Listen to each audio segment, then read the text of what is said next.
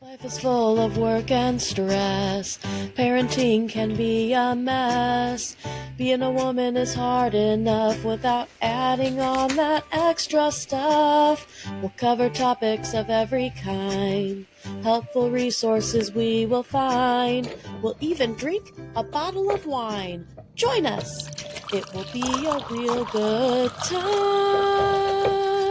I'm Amanda. And I'm Nikki. And welcome to Working Mom's Whine, where we drink a bottle of wine and whine about our crazy, busy, stressful working mom lives while trying to find resources to help both our lives and hopefully your lives. That's right. Since it's National Counseling Awareness Month, we're going to deem this Awareness April, and we're going to talk about different facets of mental health awareness and the struggle it can be sometimes to get the help you need in that area. So we're going to whine about the state of the mental health market. That's right. That's right. I got a lot to whine about because I work in the field. Yep. I've had lots of various experiences and have been witness to many people's struggles in these areas, including coverage, benefits, how to find a therapist, how to get connected, and, on top of all the struggles you already have because you need the help. And today's wine is from Defiance Ridge Vineyards. So for those of you that didn't catch on, that's where we had our Disney trivia night at. And when we were leaving, I thought, you know what, why not get a couple of bottles and then we can try them on the podcast. So we started out with the Cabin Creek Norton. The Norton is a grape variety that is specific to Missouri. I think it originates from Missouri. Yeah, you'll see a lot of wines out here with the name Norton on them. I was like, this one tastes really different. I can't figure out why. It's because of the kind of grape, I'm sure. Probably, yeah. Like, it tastes very different from my normal wines. And I feel like a lot of their flavoring choices are very unique also. I have yet to have a wine that I don't like. But this is only the third one I've tried. So. There's that. But it says the 1850s two-story log cabin at Cabin Creek Farm is set in the rolling hills nearby Defiance. The agricultural site, formerly a dairy farm and now a beekeeping apiary, was once owned by a member of Daniel Boone's family. So if you're from the area, chances are you know exactly who Daniel Boone is. If you're not from the area, you might or might not. But he's a very famous pioneer. Look him up. But there's a Daniel Boone home. Defiance is just full of all kinds of history around that. Yeah. Our Cabin Creek Norton, grown on site, is smoky with cherry on the nose, creating flavors of cherry, raspberry, allspice, and cinnamon. And today, I can't figure out what that is. And is it the cherry? You can only see about half of it. I decided to use a normal glass instead of a wine glass because I was feeling the Zelda vibes today. I'm sad because I was going to bring one of my fancy painted glasses and I totally forgot on my way out the door. Oh, wow. Yeah, it's different, right? Yeah. There's something almost tarty. There's a little tartness on it. I thought maybe that's the cherry. It could be the cherry. For a second, I didn't like it because I was expecting my normal red blend kind of taste. And this is not the same taste. This one is... It's different. It's very strong. It's very strong. It's got the tart finish to it. And so, like, when you take your first sip, you're like, whoa, because it, like, punches you in the face. Yeah.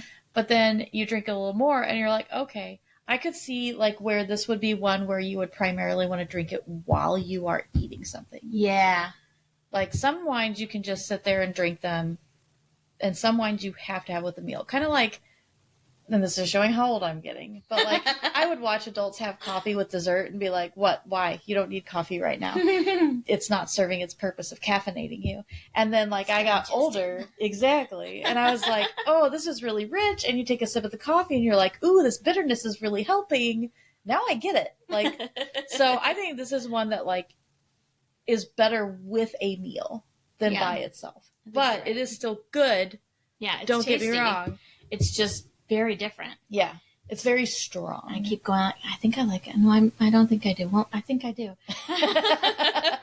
It's just so different. I want to save a little bit for Brandon to try because he's very into tart and sour and all of that. And I think he might really like it. Yeah, I'll probably really like it. Yeah. I did look up some things on the Norton grape. So, yeah, Daniel Norborn Norton, who the grape is named after. Norborn Norton. Yeah, so he was from Virginia. Please don't name your children that. Yeah, don't do it. Daniel's fine. Norborn Norton. He thought that he was using the seedlings of a long-forgotten grape variety called Bland, which is hilarious. Don't name your food Bland. That's not a good marketing tactic. So he started cultivating that, and looks like in eastern and midwestern states, it's something that is more well-known. It's an official state grape of Missouri is the Norton. Okay. So it just came to be something that we really grabbed onto. But look at it says it's a red grape, but when you look at the picture, that's blue. Oh. That's interesting. It looks more like a blueberry. I know. It does. They do. They look like blueberries. So it's really interesting to look up. I was trying to look up if it's, deep blue-purple pigmentation. I was trying to look up if it's known for having a sour taste. It might be more of the cherry that's causing the sour, because they just keep talking about the acidity of it. Yeah. It says it has big fruity flavors, firm acidity, and a sweet taste that does not deliver typical foxy flavors and fragrances. Foxy flavors, huh? So it is interesting that they keep talking about how it's known as a sweet. So I'm wondering if the tartness does come from the cherry flavoring that they put into this bottle. Yeah. So it's very interesting. It's also really resistant to a lot of vine diseases. So I can see why people in Missouri would be like, yes, this is what we're going to use as our state grape for our wines. Low maintenance. Exactly. Yes, this is interesting. Because I've known a little bit about the Norton. Yeah. But, medium to full-bodied wines. I would say this is 100% a full-bodied wine. But the more I'm drinking it, the more I like it. I think it's just because I was interesting. expecting something else. And I was like, whoa. Yeah. It is. It's a tartness for sure. You guys should definitely give this a try sometime. I don't know if they ship. Yeah, I don't know either, but it's delicious. Yeah, you could always come for a little short trip to Defiance. There's lots of cool, little small business places, little shops, little coffee shops. There's several bed and breakfast, vineyard kind of places too. And it's very close to Augusta and Marthasville. They also have a lot of wineries and things along those lines, historical shopping. Yeah. So if you ever take a trip to the Missouri area, like Defiance, Augusta, Marthasville, it's all very... Herman. Yeah, Herman. Herman's great too. I think, that's where I got that cup, the Stonehill Winery one. Stonehill. We took a retreat at work there, and then we went to the Stonehill Winery and did a tasting there, and I brought home way too many bottles of wine from that as well. Today, in honor of the mental health topic, I'm wearing Eeyore on my shirt. Nice. Something I love about Eeyore is, and I see this in memes all the time, so I know this is not an original thought of mine, but I love how, Eeyore's obviously depressed. It's pretty obvious with his behaviors in the books and the stories. I don't know what would make you think books that. And stories that he's depressed. But his friends never leave him out and forget him. Mm-hmm. They notice when he's not around and not responding, and they go and they find him, and they always invite him, even though he doesn't always come. Everyone wants to be invited. That's right. Even though we have social anxiety and we don't want to show up, or we say we're going to show up, and then we wind up on the couch in our PJs. One of my favorite things. One of my favorite things about where I work is they all know that I have a million kids and I often cannot stay out as late as the rest of them. Yeah. But they will still tell me what they're doing just in case I want to go. That's nice. Yeah. We just want to be included even if we can't go. That's right. Man, but mental health, that's hard. It's hard to deal with. Yeah. It's hard to get help for. And up until recently, it was even worse because they didn't they didn't treat it like a real thing. Yeah. Everyone wanted to focus on the physical issues and not recognize that there are valid mental issues that can go along with things, or they would write it off as hysteria or just try to electrocute it out of you. It's another one of those things that's also, I don't want to say harder for women, but we're less believed by medical professionals about the symptoms, and we're told, welcome to being a mom. Yeah. That's just your hormones. Right. And like, sometimes it's not. Sometimes it's a real mental health issue. I mean, and those can be hormone related, don't get me wrong, but you shouldn't be blown off when you bring up the symptoms and the, asking for help. A lot of people, it's very hard for them to get to a point where they even mention things that make them uncomfortable and ask for help. So by the time they get to the doctor's office, it's been a real problem in their life for a long time. Mm-hmm. And then they're written off or told, no, that's just stress. Maybe go to sleep earlier. Or, a lot of those things would quit bothering you if you just lost some weight. All the things that as women we're used to hearing in our doctor's offices as the answer to every problem. You need more sleep, you need less stress, and you need to lose some weight. Mm-hmm. And hey, let's put you on the birth control pill to help balance your hormones. Right. And back in the day, there was hysteria as a medical condition, and it was something that women were often diagnosed with. So you could have things like PTSD or postpartum or other issues going on, and they'd be like, oh, this is just hysteria. Women were infuriating to think about too often. Women were more predisposed to this ailment because of their lazy and irritable nature. Excuse me? Someone wasn't why married. More women had hysteria? Or was. Because they had to deal with men. Right, exactly. Like, this is the guy that's been causing hysteria. Now, sometimes we forget how women have only been able to own bank accounts and credit cards since the 70s. And all the men out there today on these dating coaches on these social media sites that blow up because they say controversial things, a lot of them are saying, oh, I just want a woman like my grandpa could find, back when people didn't just give up on relationships and they figured things out. And I saw someone stitch a video the other day and she was like, oh, it's not that they didn't want to give up. Mm-hmm. They couldn't. Right. They literally couldn't go out and get a credit card in their name or a bank account in their own name or work a job or do, we legally couldn't do those things. Right. So we couldn't get out of our marriages. Now we can, and we don't have to put up with your BS. So you're starting to see the consequences of that. Exactly. It's not that it wasn't still happening. It's just that they didn't know what to do about it. Right. There weren't options. Exactly. I recently stumbled across an article that talked about how at teaching universities and medical schools, when you are a woman and you get put under for any kind of procedure, surgery, anything, or you're in some sort of like medication-induced knockout, basically, that they have free reign to let the medical students learn how to do pelvic exams and breast exams without your permission, without your consent, and with no reason to do so other than they say it's a teaching tool to let someone practice on a live body. So women have been coming forward with their stories where they went under for something like an appendectomy and they wake up with lubricant in areas it shouldn't be and they have no idea why. Or they were not as knocked out as someone thought they were, and now they have memories of being violated, and it's causing psychotic issues. It's causing, PTSD and trauma, and it's all legal. That's ridiculous. And so they just came out. I don't know. I want to say a woman was fighting it like in the court after her experience. And finally, whatever governs the medical schools sent out a statement that basically said we can no longer allow this to be a thing.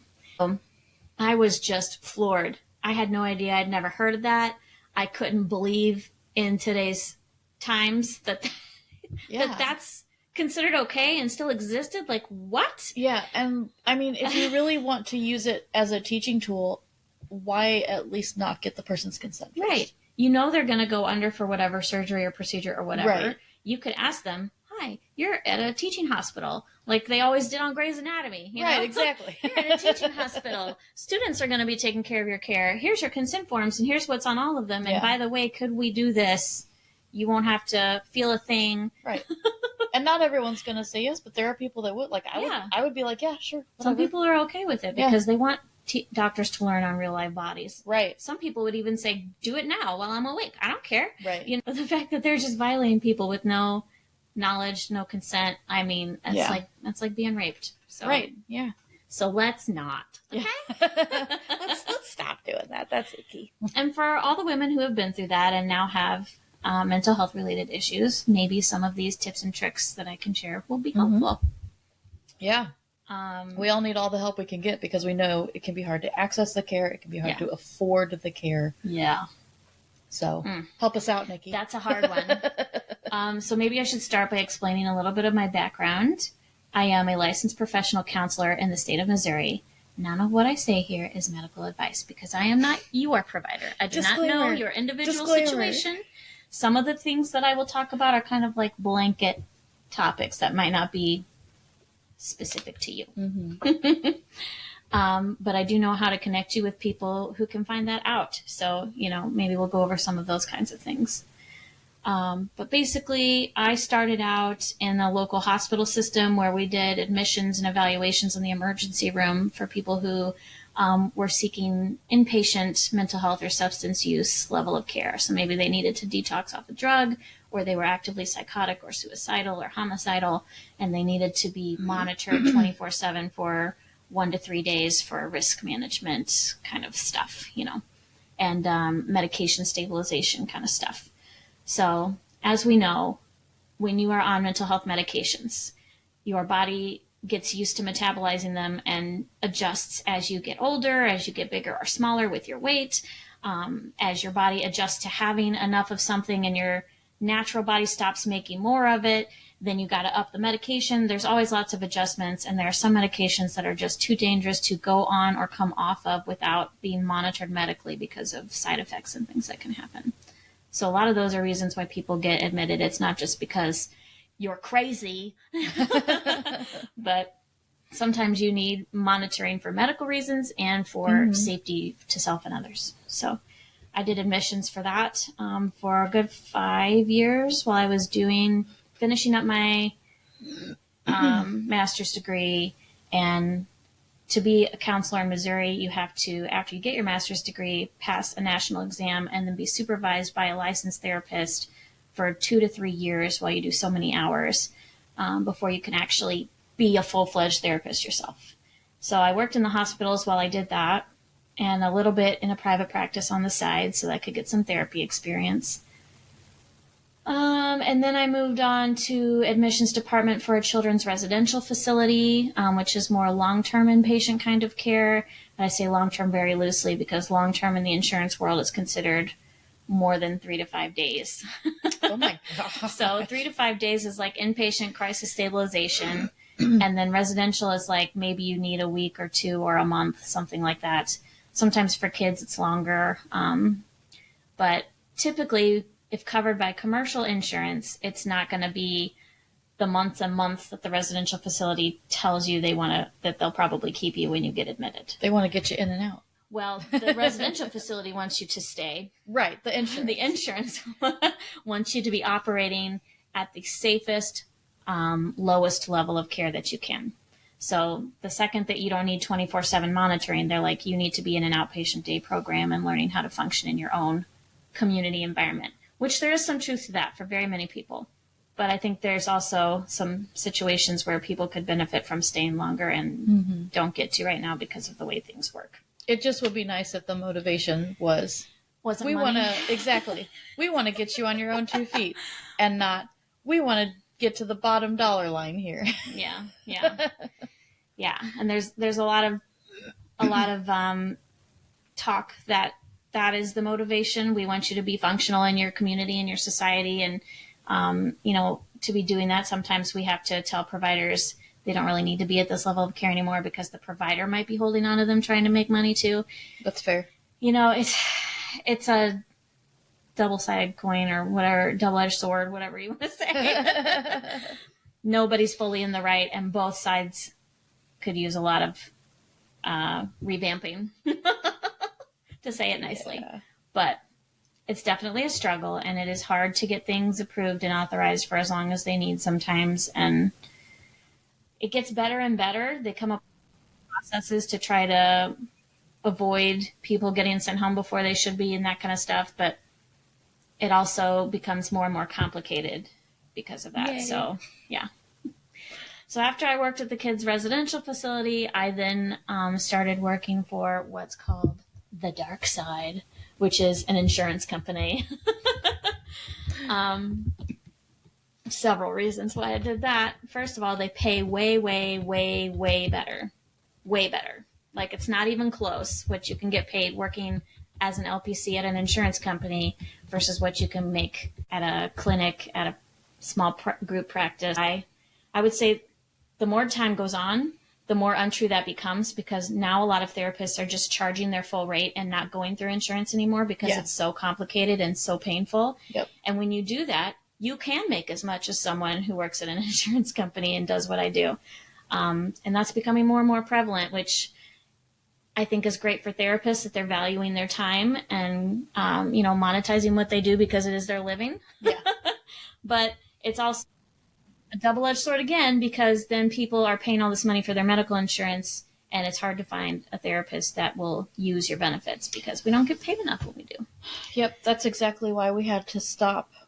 One of our kids was seeing someone for a while, and it was already a situation where, like, she started out not taking insurance, and I think she was planning on getting on boards, but then didn't, and then she had to raise her prices. Yeah. And it's one of those things where it's like, I get it, like, you have to do what you have to do to make your money, but as a person with, like, multiple people in our family and making an average income and whatever, like, we can't keep paying this, so then you got to find someone who does take insurance, and they may or may not. We got real lucky with a new mental health benefit through work, but now we use Lyra Mental Health, and and now that we have that, every person in our family gets 8 free sessions before you have to start paying, and then it restarts every calendar year. So if I wait until we desperately need, no, I'm joking.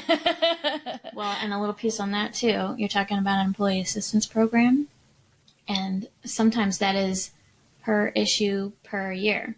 So you could say, my child is having social anxiety, and they could go for 8 sessions, and you could wait a month, and you could be like, oh, well, now they're going through the grieving process of losing a pet, and maybe you can get 8 more sessions. There you go. So there you go. Never hurts to call and ask. And they apparently do a bunch of other things too beyond mental health. They started going over some of that in a training we were doing. And I paid attention to it for a little bit, and then they started going, and then there's this, and then they'll clean your windows and do your laundry. I wish. But it was just like, there were so many things. I was like, you know what? I'm just going to have to go look around the website myself. I'm never going to remember all of this. Yeah. That's actually another thing I was going to talk about, was the employee assistance programs, because so many people don't understand what they are or what they all include, and there's so many good services.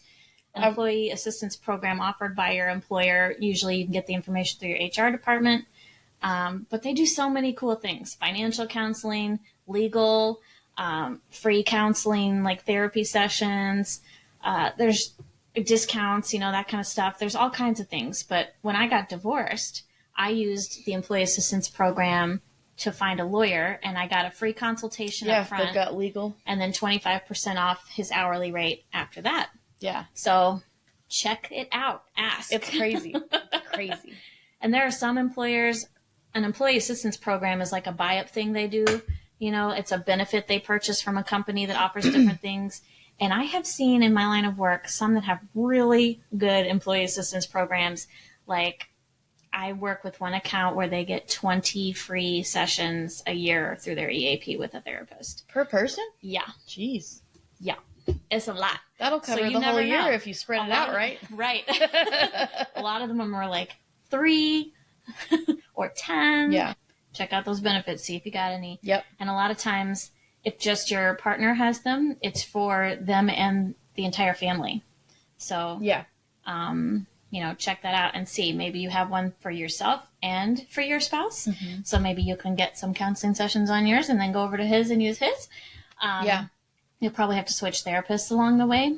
That sucks, but a lot of therapists aren't in network for all of the EAPs and all of the companies, so that can get sticky. But you can check though, like with the therapist that you have. We had someone ask that, like, what if I have a therapist already and I really like them? Yeah. It was basically like, well, see if they work through Lyra too.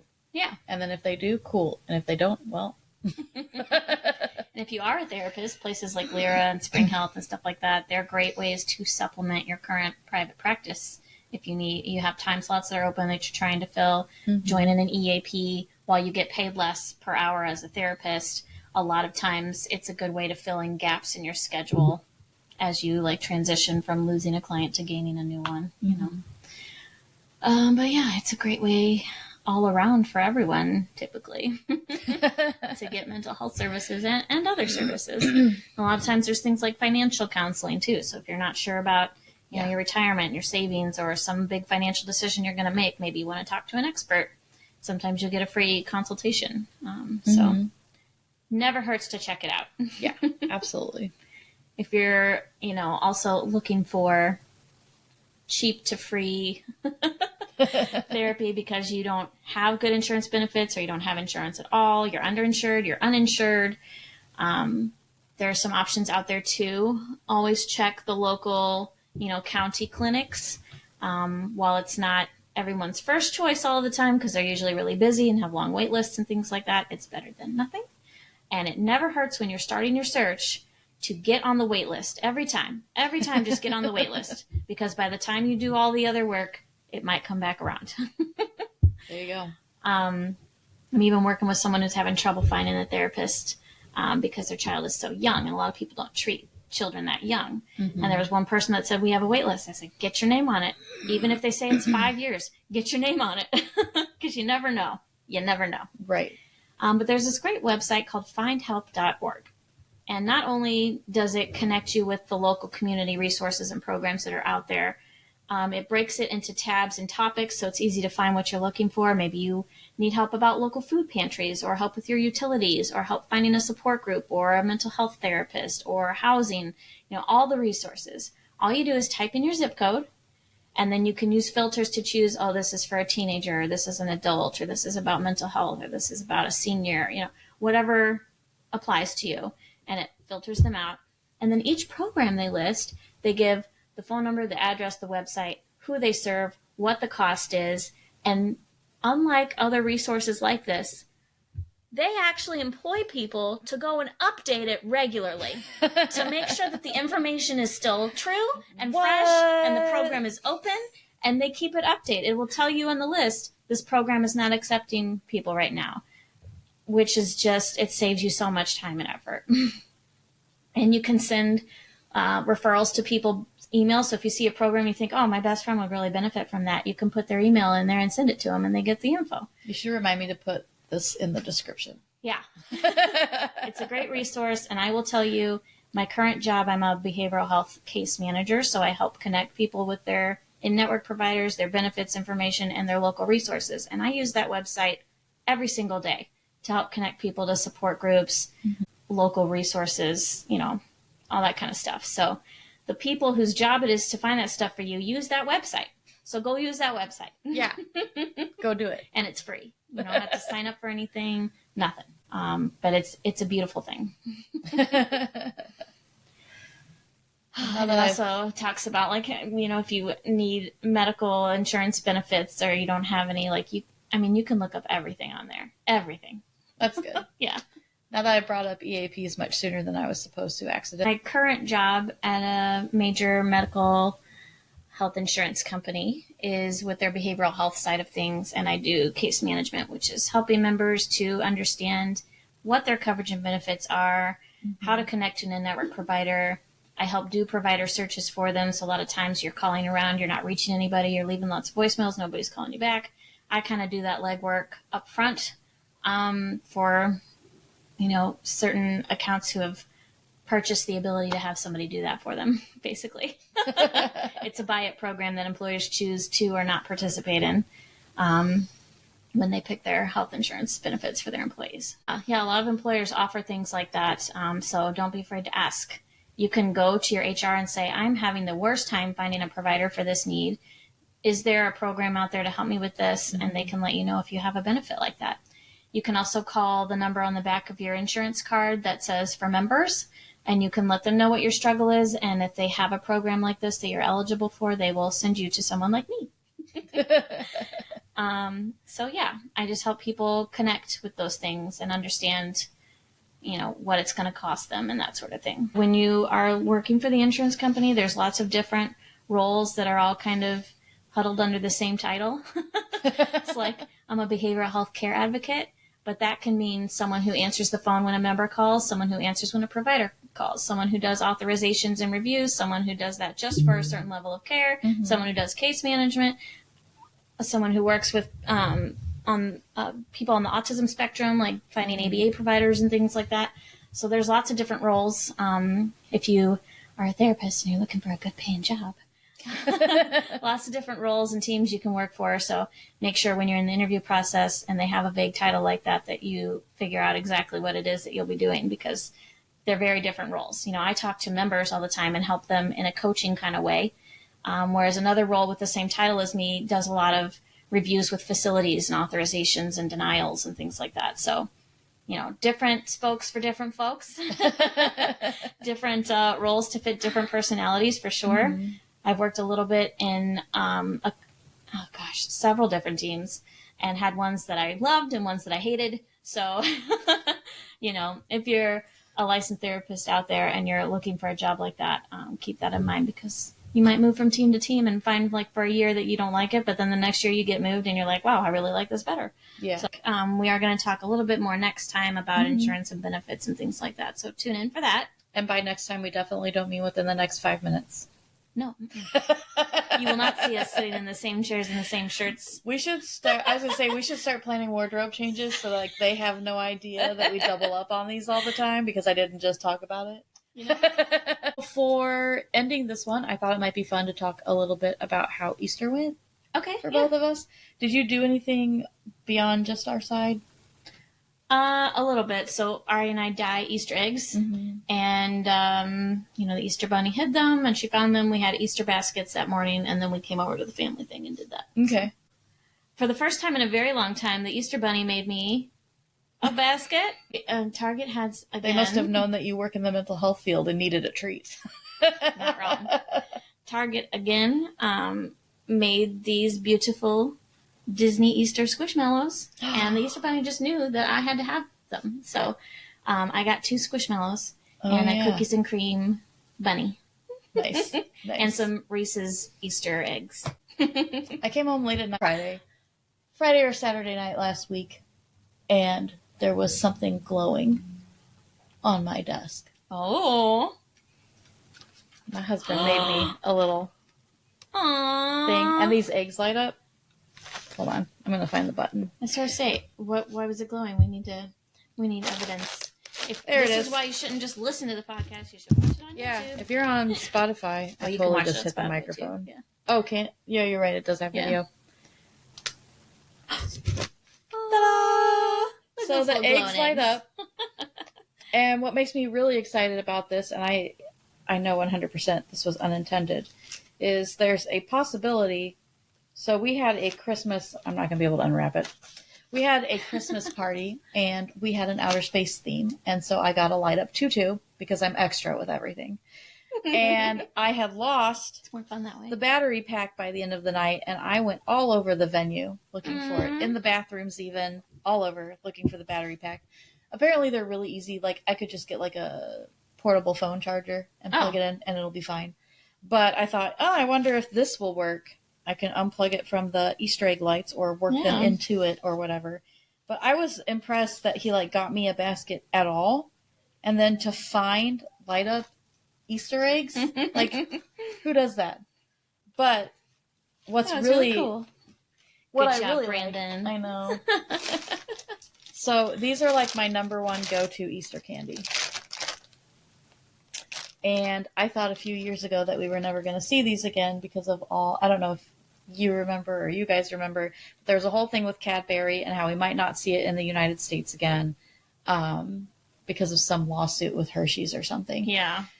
And so I stocked up on mini remember eggs. us going to a local little store on Main Street and you buying a bunch? Yeah, they and have talking to the store owner all about kinds of imports. But I guess it never really impacted us because we still have them today. But he found these. Lindt has their own version. And so we did a little taste test. And you can tell, because I had him close his eyes. I was going to be the only one that knew because I was handing him the eggs. But as soon as I pulled them out of the package, I was like, you're going to know. Because one is 15 times bigger than the other. So the Lindt one has more chocolate inside of it. And you can tell if you have Lindt chocolates every once in a while, this is the Lindt chocolate. Like it's richer, like whatever. Creamy, The Cadbury ones are good. But this is just like you take a bite of this and then you eat this one and you're like, this is my new favorite. Oh, snap. But somebody beat out the Cadbury mini egg. But look at how little the bag snap. is. And I guarantee you it's the same price, if not more. Well, that's not a good. This one is much more full. Yeah. This one is like, there was barely any in there. But I'll let you try one of each. It's a better balance of chocolate to malted outside. That's what I was saying. Like, there's much more chocolate on the inside. The shell itself seems thinner. It could just be from all the chocolate inside. But if you like more of a chocolate to shell ratio, Lindt is the way to go. And side note, it tastes real good with this wine that we're having today. Hey, we found the food. I was going to go with steak, but apparently chocolate is it. Or both. But he got me those. He got me a giant Hershey Kiss. He got me a little chick that beeps. That peeps. A little chick that peeps when you hold it on your hand. So we did that. And then, of course, we had our family gathering when we went to his mom's house. She does this thing every year. She's got magic jelly beans. And you plant the magic jelly beans. Ooh. And a little while later, they turn into lollipops. Oh. Mm-hmm. What's your all-time favorite Easter candy? That's a hard one. I know. I feel like my go-tos every year are... They're so cute. Had to do it. I like the Reese's Eggs. I don't like Reese's Peanut Butter Cups because the peanut butter to chocolate balance is not enough. Interesting. But I like when they do the shapes for the holidays, like the Christmas trees, the hearts, the pumpkins, the eggs. Because there's way more peanut butter in them. Oh, you want more peanut butter? Yes. You want the thins, I want the thick peanut butter. Have you seen the Reese's Thins? What I love about the eggs and stuff is like it's almost all peanut butter, and then it's got like a thin chocolate layer. Yeah. Yeah, that's probably more like yeah. it. Yeah. You should try the Thins if you haven't. Because I think the whole idea of that is having more peanut butter. But. Yeah. So that's kind of like my favorite, my go-to. So, as always, like, subscribe on YouTube, follow on Spotify. You can subscribe. TikTok is still up, so feel free to follow us on there as well. Instagram exists. We will use it eventually, but it's there. I've been posting on there a little bit more. That's good. That's good. A little bit. I feel like there was a couple of things that were keeping me really busy for a while that have faded. Like, I'm done with those things, so like maybe I can get more on Instagram more, but yeah, follow us on all the things, like, share. And as always, if there's something you guys would like for us to cover, whether it's related to this topic or other topics, feel free to leave that in the comments. Or if you're on Spotify, I believe there's, I know there's at least one question that I post that you can respond to. If there's no other way to leave comments, feel free to even respond to that with like things you would like us to talk about, things like that. But on that note, we do have a Patreon.